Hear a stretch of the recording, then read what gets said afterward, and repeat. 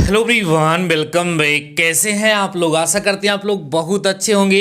Dear students, अगर आप भी यूपी पॉलिटेक्निक एंट्रेंस एग्जाम को क्रैक करके और आपने गवर्नमेंट पॉलिटेक्निक या किसी भी एडेड या प्राइवेट पॉलिटेक्निक कॉलेज में अपना एडमिशन करा लिया है और आप फर्स्ट सेमेस्टर के स्टूडेंट्स हो या सेकेंड सेमेस्टर या थर्ड सेमेस्टर किसी भी सेमेस्टर के स्टूडेंट्स हो, तो ये वीडियो आपके लिए बेहद इंपॉर्टेंट होने वाला है, क्योंकि आज के इस वीडियो में हम अपने एक ऐसे स्टूडेंट से बात करने वाले हैं जो ऑलरेडी पॉलिटेक्निक कंप्लीट कर चुके हैं। साथ ही साथ इस समय उनका बीटेक का लास्ट ईयर है और साथ ही साथ वो कई सारी कंपनियों में इंटरव्यू भी दे चुके हैं। संभावना है कि अब की बार उनको एक अच्छी खासी जॉब मिल जाएगी। तो हमने उनसे बात किया और उन्हें आप लोगों के मार्गदर्शन करने के लिए बुलाया है। आशा करते हैं कि आज के इस वीडियो में जो कुछ भी मार्गदर्शन वो आपको देंगे वो आपकी जर्नी में बेहद इंपॉर्टेंट होगा। डियर स्टूडेंट्स, आपको लग रहा होगा कि हम आपके लिए कितना ज़्यादा प्रयासरत हैं, क्योंकि वो चीज़ मैं भी बता सकता हूं, लेकिन मैंने ये सोचा कि अगर कोई एक्सपीरियंस्ड बंदा आकर के बोलेगा तो उसका इफेक्ट आप लोगों के ऊपर ज़्यादा पड़ेगा। तो डियर स्टूडेंट्स, अगर आप चैनल पे नए हो तो सब्सक्राइब कर लेना, अपने दोस्तों को शेयर जरूर से जरूर कर देना।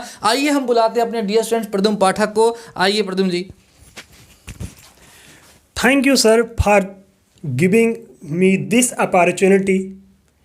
एंड हाय दोस्तों, कैसे हैं आप सभी? उम्मीद करता हूं कि आप लोग अच्छे होंगे। तो दोस्तों, पहले मैं अपने बारे में बता दूं। मेरा नाम प्रद्युम्न पाठक है और मैं इस समय Kamla Nehru Institute of Technology Sultanpur से बीटेक फाइनल ईयर में हूं, कंप्यूटर साइंस स्ट्रीम से। दोस्तों, आपको सर ने बताया कि हम पॉलिटेक्निक भी कर चुके हैं। तो 2015 से लेके 2018 तक हमने पॉलिटेक्निक किया। उसका एक्सपीरियंस आज आपके साथ शेयर करेंगे। उससे पहले एक साल हमने सर से कोचिंग किया था 11th की। तो सबसे पहले हमारे डियर स्टूडेंट्स के माइंड में सबसे बड़ी प्रॉब्लम यही चल रही है कि क्या हम पॉलिटेक्निक करने के बाद जॉब कर सकते हैं, क्या अपॉर्चुनिटीज़ है। क्योंकि कहीं ना कहीं मैं भी इस चीज़ को फेस करता हूं, कहीं ना कहीं आप लोगों से भी लोगों ने बोला होगा कि अगर आप पॉलिटेक्निक करेंगे तो उसका स्कोप कम है, इससे अच्छा आप बीटेक करिए वगैरह वगैरह तमाम प्रकार की चीज़ें लोग ऐसा बोलते हैं। सबसे पहले आप हमारे डियर स्टूडेंट्स को ये सजेस्ट कीजिए कि क्या पॉलिटेक्निक का स्कोप है, आपको क्या लग रहा है कि क्या बीटेक के करने के बाद आपको जॉब मिलने के कितने सारे चांस है। थोड़ा सैलरी भी आप हल्का फुल्का शेयर कर देंगे इनडायरेक्टली तो ठीक ही रहेगा, जिससे इन लोगों का अच्छे से मन लगाओ। क्योंकि आपको पता है लास्ट में हमारा फोकस यही होता है, how to earn more and more money. तो इसके बारे में आप थोड़ा सा बताइए। सर, स्कोप सभी ब्रांच का है। अगर आप मेहनत से पढ़ते हैं तो आपको ज़रूर अच्छी से अच्छी जॉब मिलेगी। और ऐसा ही मेरे बैचमेट्स भी हैं जो लखनऊ, नोएडा, बेंगलुरु और विभिन्न शहरों में काम कर रहे हैं अभी भी। तो आपका अभी क्या एक्सपीरियंस है? जैसे आपने अपने क्लासमेट्स के बारे में बताया, अभी क्या आपको जैसे आप बीटेक के फाइनल ईयर में हैं तो क्या आप किसी कंपनी में इंटरव्यू दे चुके हैं? क्या वहाँ पर क्या चांसेस हैं आपको जॉब मिलेगी या नहीं मिलेगी? क्या आपको लगता है उसके बारे में थोड़ा सा डिस्कस करिए। सर, सबसे पहले मैं आपको बताना चाहूँगा कि जब मैं पॉलिटेक्निक में था तब भी हमारी जॉब के लिए ऑफ़र हुआ था, लेकिन मेरा इंट्रेंस एग्ज़ाम भी क्लियर हो गया था। तो इसलिए मैंने बीटेक करना प्रेफर किया और मेरे घर पे ज़्यादा कोई प्रॉब्लम भी नहीं है। तो बीटेक किया हमने और अभी बीटेक फाइनल ईयर में है और 4-5 कंपनियों के इंटरव्यू भी दे चुके हैं और बहुत जल्दी आपको अच्छी खबर भी सुनाएंगे। कहने का मतलब ये है कि अगर ये लोग पॉलिटेक्निक का डिप्लोमा करने के बाद जॉब करना चाहते हैं तो जॉब इनको ठीक ठाक मिल जाएगी, उसमें कोई दिक्कत नहीं होगी अगर ये ढंग से पढ़ाई किए हैं तो, है कि नहीं। देखिए, हर चीज़ का डियर स्टूडेंट्स स्कोप तभी है जब आप उस काम को ढंग से करते हैं, ठीक है। कई सारे लोग आपको मिले, कई सारे लोग क्या मैक्सिमम लोग ऐसे ही होते हैं जो 3 साल जाकर के वहाँ पर अच्छे से पढ़ाई नहीं करते हैं, जहाँ तक मुझे लगता है कि नहीं है। अगर वो ढंग से पढ़ाई नहीं करेंगे, अच्छे से तैयारी नहीं करेंगे, उनको अपने सब्जेक्ट के बारे में नॉलेज नहीं होगा। आप जिस ब्रांच की इंजीनियर हैं, आपको इलेक्ट्रिकल के बारे में पता ही नहीं है, सिविल के बारे में पता ही नहीं है, तो जो कंपनियां आपको जॉब देंगी वो जाहिर सी बात है आपसे चाहेंगे कि वो आपसे कुछ ना कुछ अर्न करें, उनको आपसे फायदा हो। अगर उनको आपसे फायदा होगा तभी तो आपको जॉब प्रीफर करेंगी। तो कहने का मतलब यही है कि जॉब के चांसेस हैं, 100% चांसेस हैं। आपके सामने एकदम ताजा एग्जाम्पल है कि इनको पॉलिटेक्निक करने के बाद जॉब ऑफर हुई थी, लेकिन उन्होंने नहीं किया क्योंकि इनको बीटेक करना था। अब ये बीटेक फाइनल ईयर में है, अच्छी अच्छी कंपनियों में इंटरव्यू दे चुके हैं। क्या आप किसी कंपनी के बारे में बता सकते हैं इसमें इंटरव्यू दिए हैं? यस सर, बताइए। कोई अच्छी कंपनी अगर हो। टीसीएस कंपनी है, अपनी इंडिया की सबसे बड़ी कंपनी है।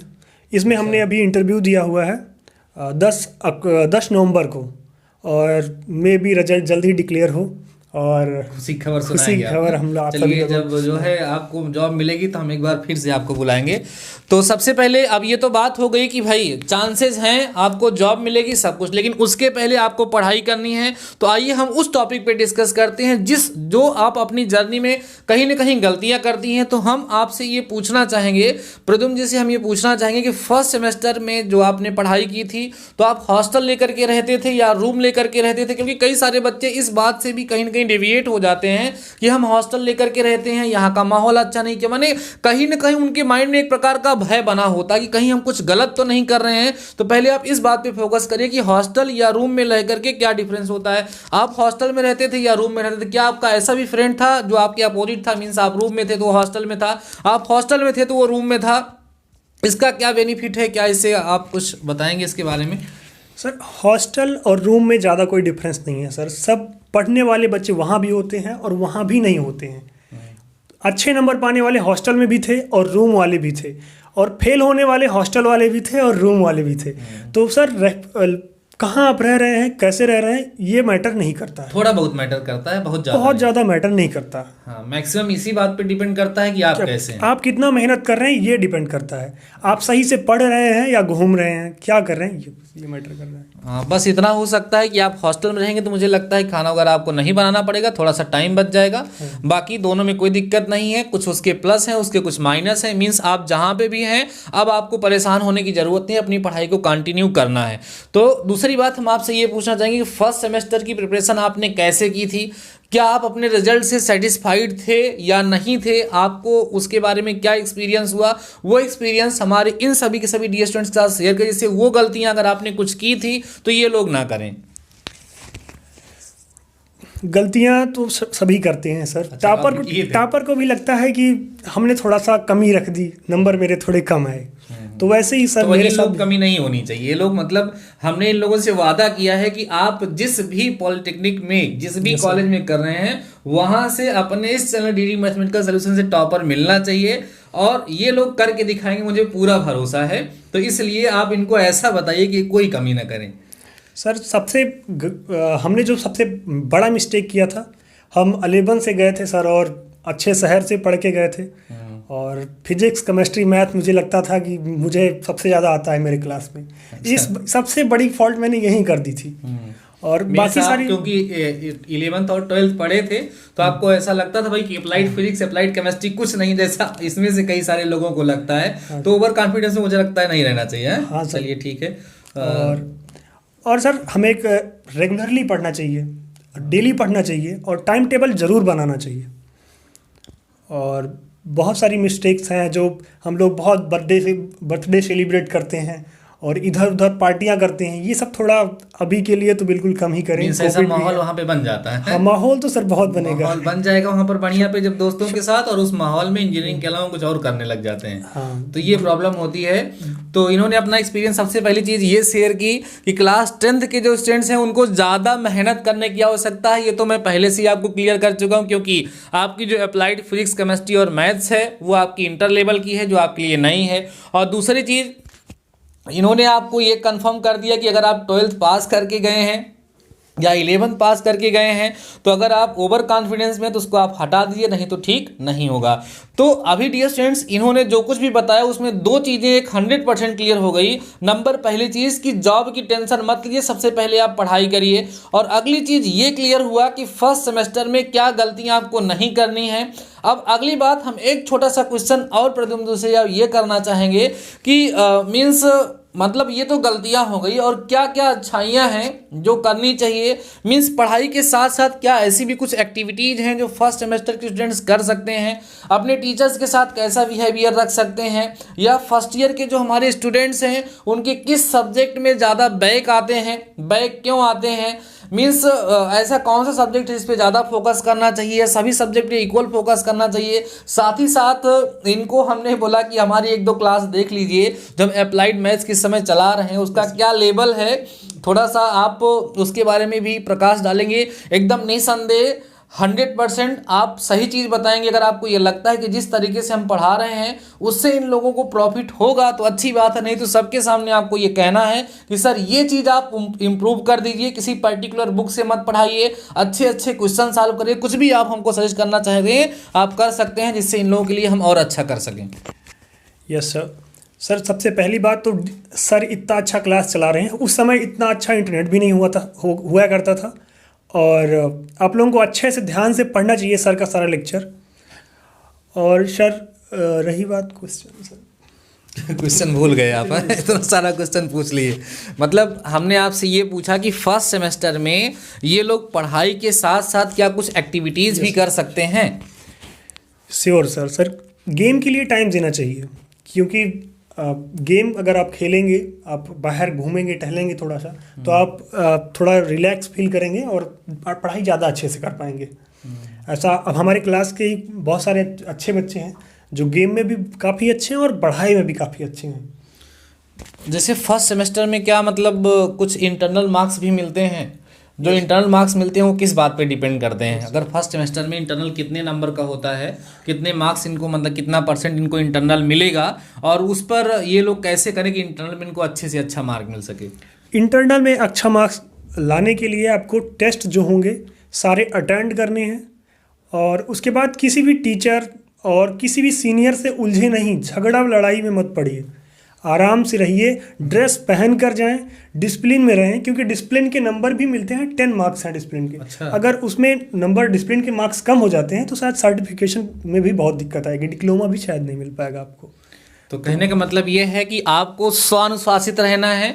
अगर आपके पास कोई वहाँ पर जोर जबरदस्ती करने वाला नहीं है, उसके बाद भी आपको सेल्फ डिसिप्लिन में रहना है, स्वानुशासित रहना है। जो कॉलेज के रूल और रेगुलेशन उनको आपको निरंतर फॉलो करना है, नहीं तो कहीं ना कहीं आपके मार्क्स वहाँ पर कट सकते हैं। तो आज के इस वीडियो में प्रद्युम्न पाठक जी ने जो कुछ भी आपके साथ अपना एक्सपीरियंस शेयर किया, आशा करते हैं ये सभी की सभी चीज़ें आपको बेहद पसंद आई होंगी और आपकी जर्नी में काफ़ी ज़्यादा हेल्पफुल होंगी। बातों ही बातों में इन्होंने जो कुछ भी आपको बताया है उसको ध्यान से मनन और चिंतन करिए। लास्ट में उसका कंक्लूजन अगर निकाला जाए तो 3 बातों की कंक्लूजन निकल करके आ रही है। नंबर पहली चीज़ ये है कि स्कोप है, आप उसके बारे में सोचना बंद कर दीजिए। अगली चीज़ ये है कि स्कोप तब है जब आप अपने डिप्लोमा को अच्छे से कंप्लीट करते हैं, जब आपको उसका नॉलेज होगा तब तो उसका आपको स्कोप है, नहीं तो फिर किसी काम का नहीं है। तो उसके लिए आपको अपनी पढ़ाई में लग जाना चाहिए, प्रॉपर तरीके से पढ़ना चाहिए। आपका इंटरनल मूल्यांकन भी होता है जिसके लिए आपको अपने कॉलेज में अपना जो हाव भाव है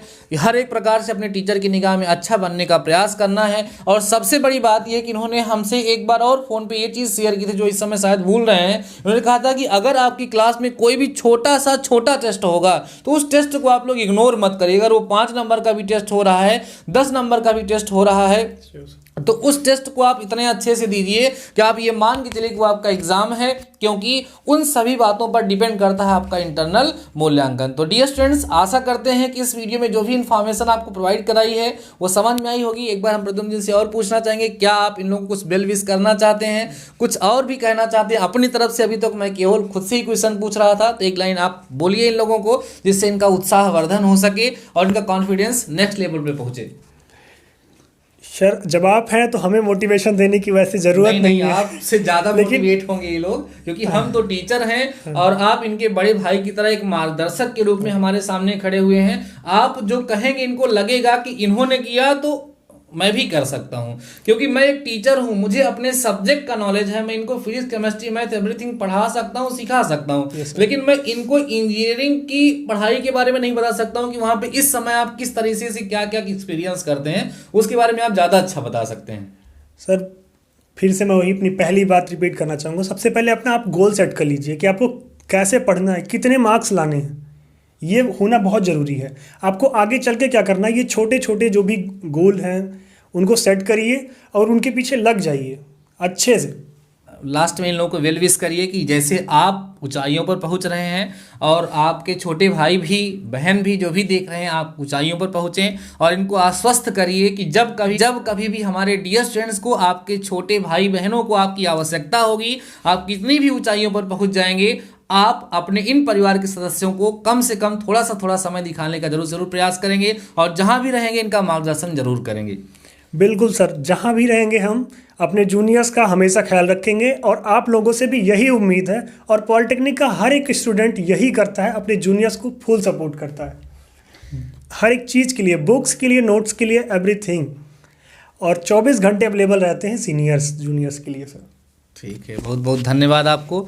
आपने अपना अमूल्य समय निकाल करके इन हमारे डियर स्टूडेंट्स को इतना अच्छा सजेशन दिया जिससे इसकी जर्नी अच्छी हो सकेगी। तो ठीक है बच्चों, आज के इस वीडियो में बस इतना ही। तब तक के लिए शानदार रहिए, मस्त रहिए और ऐसे ही पढ़ते रहिए। हम ये चाहते हैं कि हमारे अगल बगल नेक्स्ट वीडियो बनाए तो एक प्रद्युम्न पाठक नहीं, हजारों लाखों करोड़ों प्रद्युम्न पाठक हमारे बगल में खड़े होने चाहिए। जब एक समय ऐसा आया जब मैं 50 साल 60 साल का हो जाऊं, जिस समय इतने गर्व से कह रहा हूं कि मैंने इनको पढ़ाया है और ये अच्छी अच्छी कंपनियों में इंटरव्यू दे रहे हैं और इनको भी कॉन्फिडेंस है कि मुझे अच्छी खासी जॉब मिलेगी, वैसे मैं चाहता हूं कि हमारे बगल में एक लोग नहीं, हमारे बगल में लाखों की संख्या हो, जिससे हम भी गर्व से कह सकें कि हमने अपनी लाइफ में कुछ किया है। तो ठीक है बच्चों, आज के इस वीडियो में बस इतना ही। तब तक के लिए शानदार रहिए, मस्त रहिए और पढ़ते जरूर रहिए। मिलते हैं नेक्स्ट वीडियो के साथ, तब तक अपना ख्याल रखिए। All the best.